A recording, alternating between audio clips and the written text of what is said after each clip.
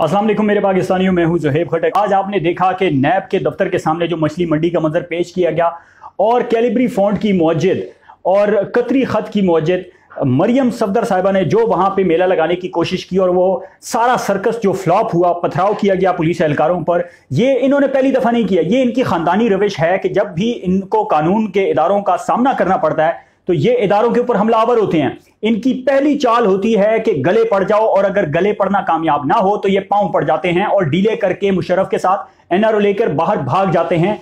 और हमेशा से ये इनकी रविश रही है। 1997 में नवाज शरीफ ने सुप्रीम कोर्ट के ऊपर हमला किया। फिर जब इनसे जो है इदारों ने मांगा कि आप बताएं कि ये जो आपने जायदादें बनाई हैं, हरामखोरियां की हैं, पाकिस्तानियों का खून पसीने की कमाई जो है आप लूट कर आपने ये जायदादें बनाई, इसकी मनी ट्रेल दें।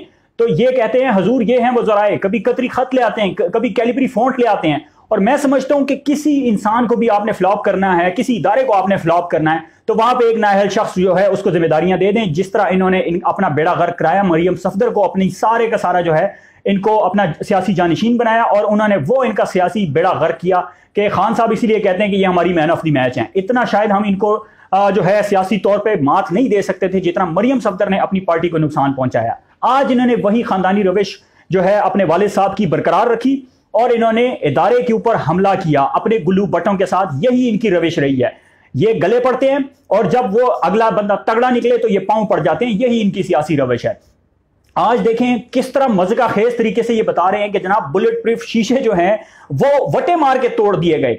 मतलब ये इंजीनियर्स पागल हैं, इतने मोटे जो है बुलेट प्रूफ बनाते हैं कि उसको गोली असर नहीं कर सकती और उन्होंने वटे मार के वो शीशे तोड़ दिए हैं। ये इस कदर नाअहल लोग हैं, इनसे ड्रामेबाजियां भी सीधी नहीं होती। आप देखें वो बुजुर्ग की वीडियो आपने देखी कि वो किस तरह अपनी कमीज ठीक कर रहा है बेहोश होने की एक्टिंग करते हुए। तो ये लोग हैं कि इनसे ड्रामे भी सीधे तरीके से नहीं होते। ये रंगीला के नाकाम शागिर्द, ये कुली जो भर्ती हुए थे, जो हर काम में जो है नाकाम हुए, ये आके सियासत में इन्होंने 3-3 दफा बारियां ली और मुल्क का बेड़ा गर्क किया।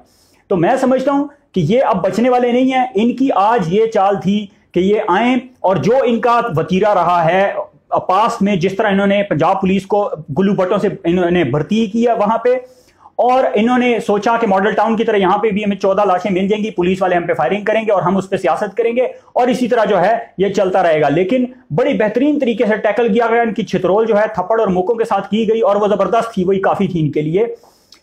वो इनको कोई लाश नहीं मिली। इनका जो सारा ड्रामा था वो फ्लॉप हो गया और मरियम सफदर जो है ये समझ रही हैं कि मैं इस तरह की सियासी जानशीन बन जाऊंगी तो ये अपनी पार्टी का सबसे बड़ा गर्क करने वाली जो है वो पहले नंबर पर फहरिस्त में है, मरियम सफदर का नाम है।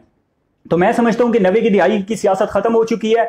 अब आपको इदारों का सामना करना पड़ेगा। आप जो वक्त के फिरौन बने फिरते थे, जो कहते थे हम एक पुरानी शेरवानी का टूटा हुआ बटन नहीं देंगे खान को, उसने आपको वाकई रुला दिया है और कौम आपको रोते हुए देख के बड़ा एंजॉय कर रही है। पाकिस्तान जिंदाबाद।